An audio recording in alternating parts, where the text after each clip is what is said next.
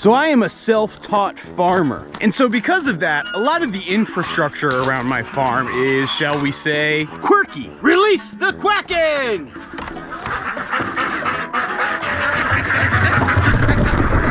Plucky. And some might even say half-assed. But one of my biggest farm goals for 2022 is to actually improve the quality and design of our farm infrastructure.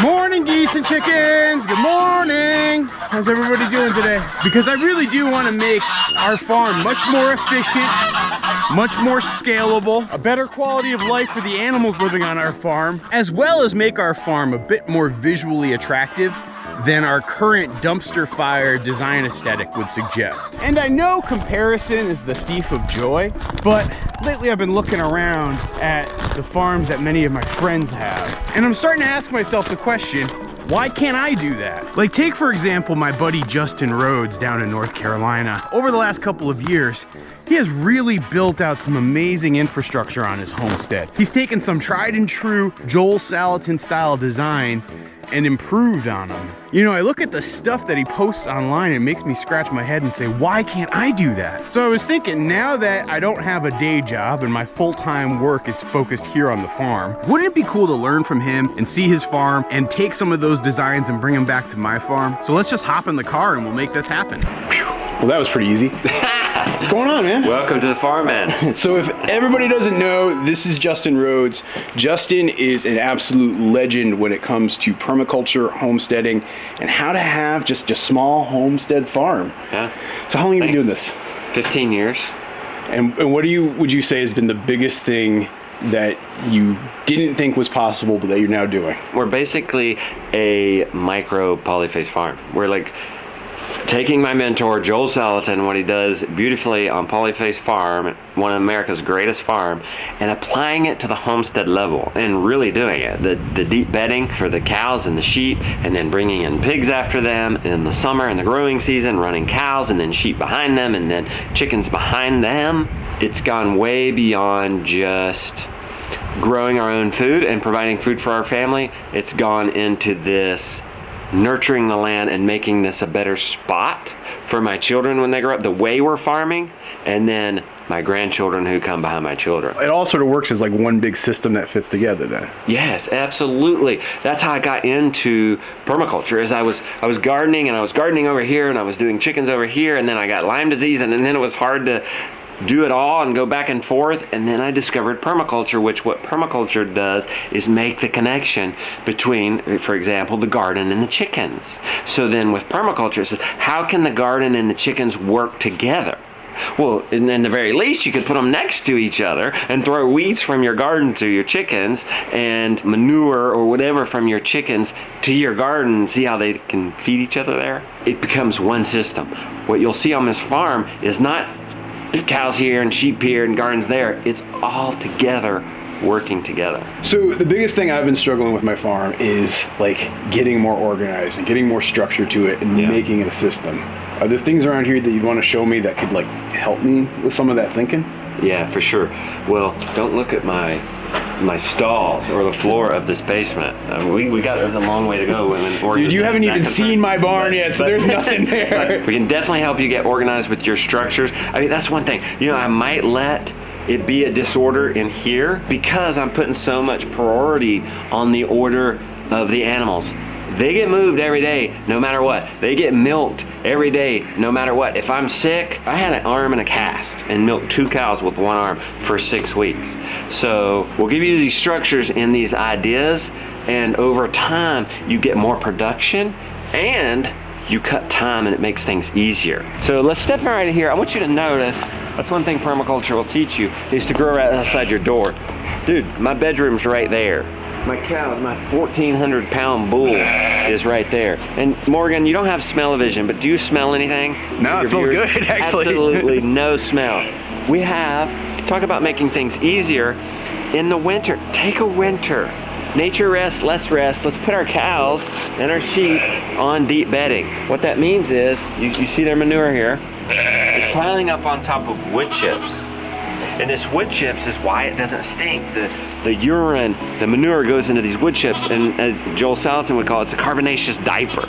So it's absorbing that, and you don't get this stench. And what you end up doing is those two things mix, and that ends up in time creating compost. If you took a thermometer, we've done this before, and you measure that, she's laying down there, it's comfortable, it's giving off this heat.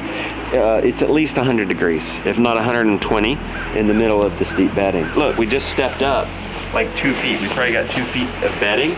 It's built to have 2 feet more. The more bedding we get, the more mass we get, and the more warmth and heat it's putting off, and the more microbiome life is happening, and the quicker we're gonna break it down into compost in the end.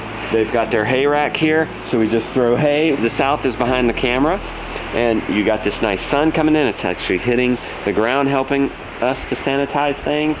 Mama's laying down and happy in here, and it's really simple. You have the hay there, and it's on a pulley. I mean, you can see the pulley over there. This is a Polyface Designs thing, hay rack, where you just go pulley this and move the hay up as the bedding builds up. How's the bedding build up? Well, every morning we come herd the cows out, and we take a pitchfork, and we just, you can see from doing it this morning, we just do a little light layer of wood chips. And that helps keeps it fresh in here. You gotta find that balance. Last year we put way too much deep bedding in here. We were erring on the side of caution. We didn't want stink, we didn't want it to be unsanitary, but we used too much. And so this year we're just using a little bit less. It's probably not even, it's probably a half a wheelbarrow load of wood chips. It's not a crazy amount of stuff you have to add. It's just regular and sort of in good layers, and let it sort of build up. No, it's not a crazy amount. I mean, initially, we put in 6 inches of wood chips.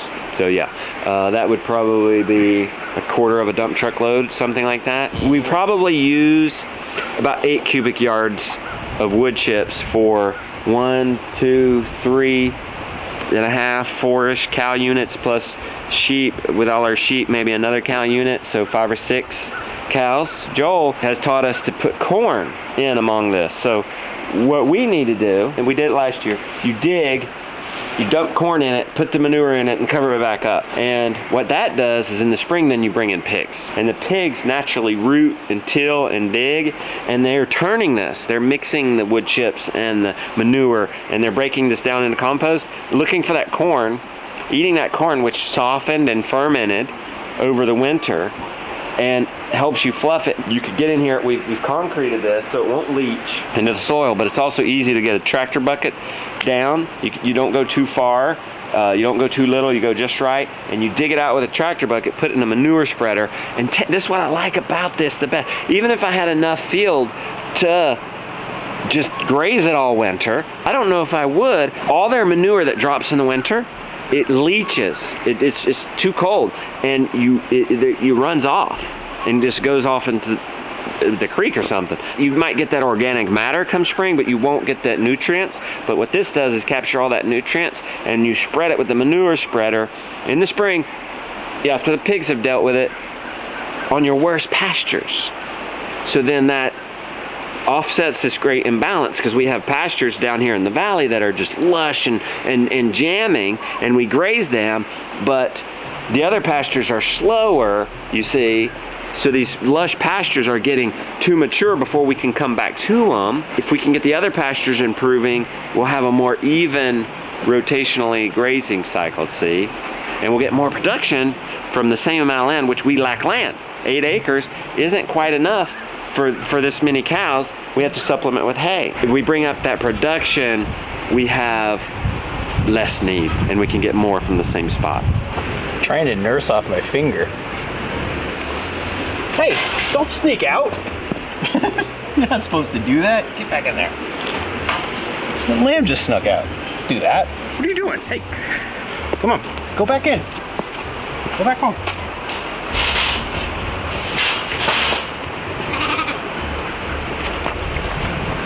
Now don't you go getting any ideas either now. I think this chain has one too many links. Okay, that should be better. Don't you be escaping, okay, little one? As adorable as you are, I don't want you trying to sneak out, okay? You got that? And you, like I said, don't be getting any ideas. The most epic collection of wood chips in the world. What's up there, Mischief Lamb? You're still following me? So Justin, this past year I built my own hoop coop. Yay! It's been the best thing I could have ever done for keeping my chickens and geese. Especially in Vermont. Yeah, so for you, what has been the biggest advantage of a structure like this? The chickens are out. It's warmer in here. You gotta keep the chickens young and you gotta keep them happy, and you're gonna be in eggs, even in the winter. Look at that. Nice, clean, abundant eggs. It didn't matter. The shortest day of the year, we're still getting eggs because these chickens are young and comfortable. If it snows or it rains, they're out. If you just had your chickens outside, they would just coop up.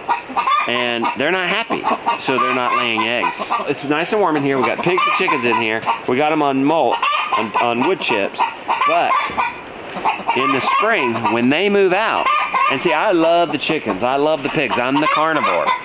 But when they move out, we furrow this, and we've started some plants in our little greenhouse, and the chickens move out, and then we plant our tomatoes and cucumbers, heat-loving vegetables, and it just jams. And all of a sudden, this isn't just a chicken coop. This is also a greenhouse for tomatoes and cucumbers, which Rebecca loves. So I have geese and chickens, but there's two animal sets. You have pigs and rabbits here. Yeah. What's the secret with keeping them in a structure like this? This is all temporary, but it has to be tough enough for pigs, but temporary enough to set it up in a day and to take it down in a day. I mean, we set this up in less than 2 hours. It's just cattle panels from Tractor Supply that are built-in gates, okay? So this is a unit that has a gate built in. So we didn't have to create gates. That would be time consuming. And you're just strapping it then up into here. Dude, we just, yeah, and we can keep that infrastructure there. We just screwed it in, we just unscrew it. We put things in with T-posts and attach it. It's not that firm. This is just holding, T-post is holding this. It's firm enough. Right now it's 37 outside. It's probably 50 in here. Yeah, it's so the waters have thawed. And every afternoon we can do our water chores. In North Carolina, mountains of North Carolina, pretty much every afternoon in here, your waters are gonna thaw out. And we just put up some structures just to keep the chickens out. It hasn't helped completely. It has helped some. They still jump over. We attached the pig panel to help keep the chickens out to the gate. The pig panel is attached to the gate. It's just zip ties and T-posts. Those are your best friends. And these all-in-one gates. See your T-post right there, and how we just mounted a 16-foot gate there. These are 16 by 12-foot pins. And that's plenty enough for 2 pigs. We can put 4 pigs in here on deep bedding on each side, 4 or 5. And now you're doing everything on like dimensions wise, all on the 8s, and like basically to keep it simple. It's good that you noticed that. So the garden the garden beds are 24 feet wide, 50 feet long.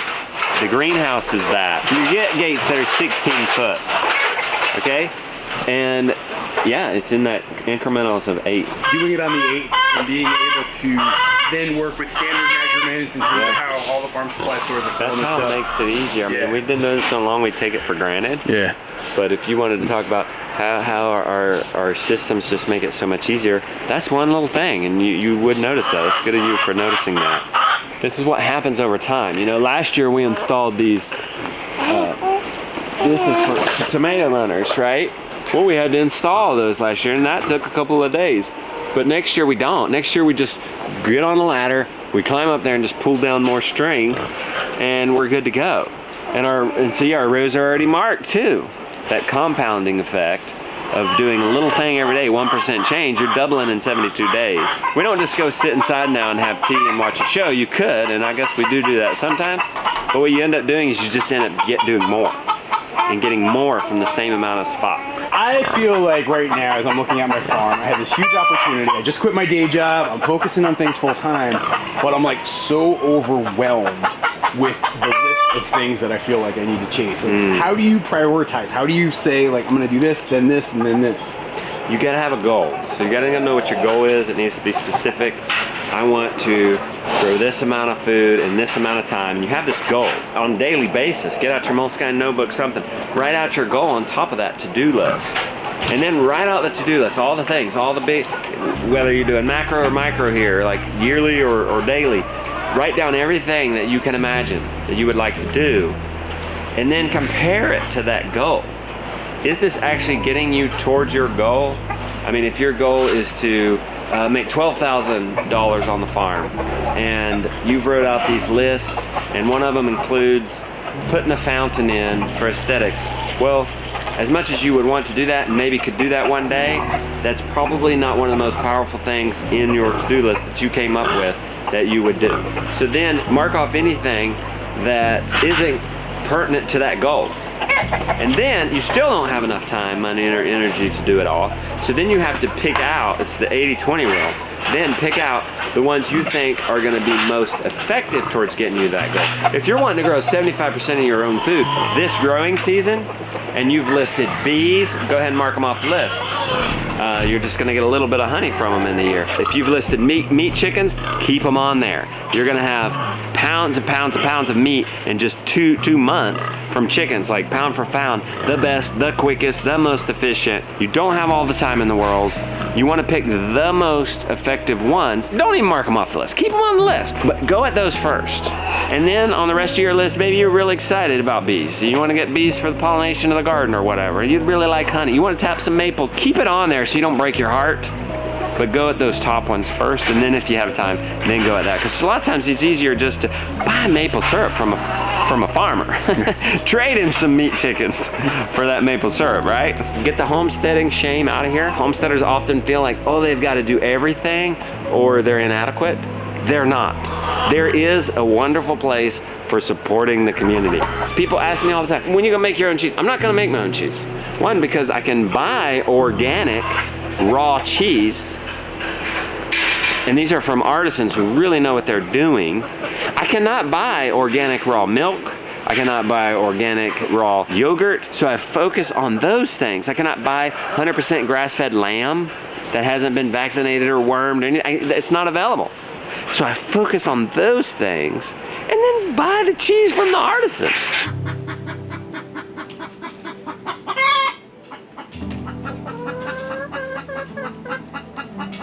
Now it's funny to me that you just called this that we're going to the butchering shed. Yeah. Because when I saw it, I was like, oh, that is the most awesome equipment shed. And I guess it shows you where my heart and priority is. I'm more excited as somebody who is epic meat eater about the butchering aspect of that shed than I am equipment. I'm not an equipment geek, you know what I mean? I don't geek out on the tractors or the splitter or the chainsaw, right? Just a tool to get it done. It doesn't need to just be a tool shed. What else can it be? If I were to build 2 sheds versus one big one, it would be more expensive.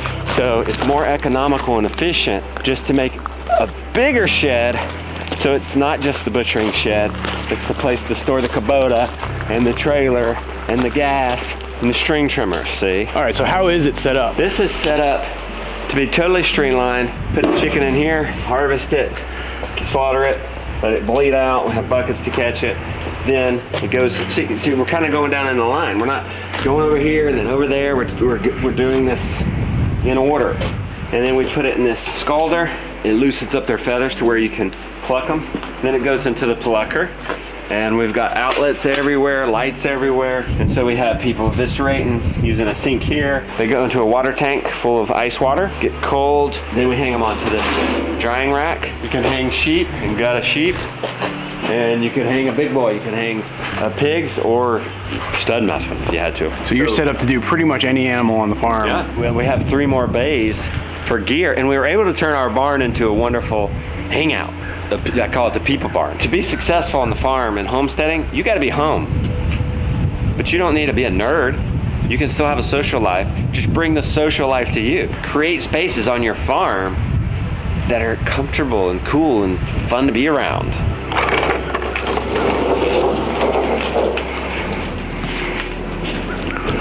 Whoa. This is awesome. Outbuilding, huh? This is not like my barn at all. Homestead dreams right here, buddy. So what is this spot all about? This is a way to honor my grandfather who built this by hand. This isn't maybe the best way to keep cows. You know, I tried it, even asked Joel, can I modify this to keep my cows in here in the winter and do the deep bedding? Well, you know, the roof's not tall enough, this and that, there's walls. No, but how do we honor Grandpa who built this barn, who represents this entire farm? Well, we turn it into a people barn, and then we actually hang out here. We actually have parties once a month with friends, and families can rent this, have a wedding ceremony here or whatever. As a family, we could come over here and pull down the big screen and watch a Netflix movie or something. It's actually getting used now. A lot of these old barns sit abandoned, but they're beautiful. So with my barn, I'm often struggling with what to do with it. It's beautiful, it's history, and it's 100% impractical for agriculture now. Event center, man. Think event center, community center. Wow. Yeah. This is awesome. Again, it's multi-purpose everything. Now all of a sudden this is a party barn, this is a movie studio, this is a podcast studio, this is a school. Kids will come and do their bookwork in here. Takes into the one other animal you have on the farm, the human animal. No, right? Don't forget the humans, right? That's right. Let's accommodate them too on the farm. Let's make the farm a pleasant place to be. Yeah. So Justin, tell me about this book that you wrote. This book empowers people, no matter where they are or what level of experience they have, to grow their own food. There's a lot of stories in there, so it's entertaining even if you aren't interested in it. It's not just a guide. There's this entertainment level. There's this overall motivational, inspirational piece with the beautiful pictures and the funny stories. Yep. And we have fun. We get goofy in there, but then there's, if you want to actually do it, you turn to the guides, you flip it open, you take it with you out, and you build a garden or tend some chickens. I mean, that's what I was finding. It's like, it seemed like the playbook for if you want to go from the city life to the farm life. Oh, like, for sure. What do you need to do step by step? It had it all. Yeah. If you guys want to check out Justin's book, I'm going to drop a link down below. March 1st, it's coming out. Yep. This is going to be the book that like revolutionized. I'm so like excited for you, man. And if you get it now, you get all kinds of pre-order bonuses. TheRootedLife.com. Awesome, man. Thank you. All right, guys, I got to go get back to the farm.